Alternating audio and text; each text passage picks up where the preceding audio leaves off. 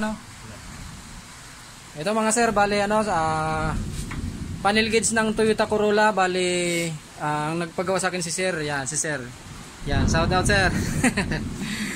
Galing pa siyang Gen 3 General Trias, Cavite. Bali dinala niya lang sa akin dito yung panel gauge, ang sasakyan iniwan niya lang kasi hindi pa daw siya masyadong marunong naman siya mag-drive, kaya lang hindi pa siya sanay pag mag-isa lang siya mag-drive. Yan. Kaya panel gauge lang dinala niya. Ang may problema daw kasi dito yung RPM gauge at saka itong speedometer. Ngayon, i-repair ko mga sir yan. Sunog yung dalawang kapasitor sa RPM. Tapos check ko pa mamaya yung yung sa speedometer. Yan. Palitan ko muna ng to mga sir, kapasitor.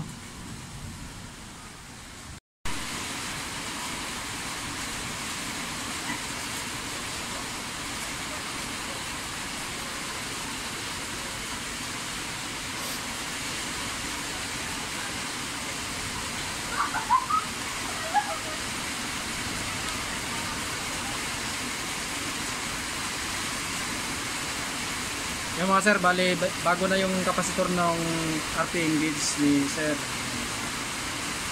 Yung dalawa bago na. Ngayon yung speedometer naman.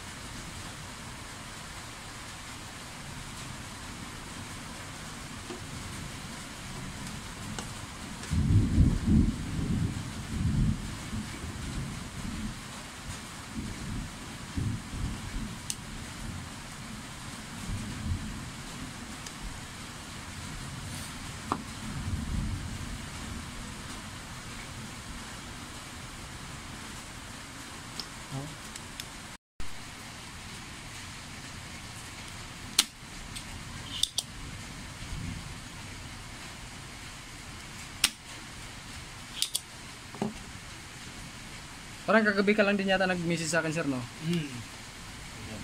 Yung ibang mga nag-message sa akin, hindi ko agad na nakikita, napunta sa spam eh. Hindi nga, nakita mo sa akin agad. Oo. Yung iba, sa spam na punta. Medyo oras ka din ata bago nakapag-reply. Sabi ko, tawagan ko kaya. Pero yun, nung nag-reply ako sa'yo, kakatapos pa lang din sa Toyota Corolla din. Oo.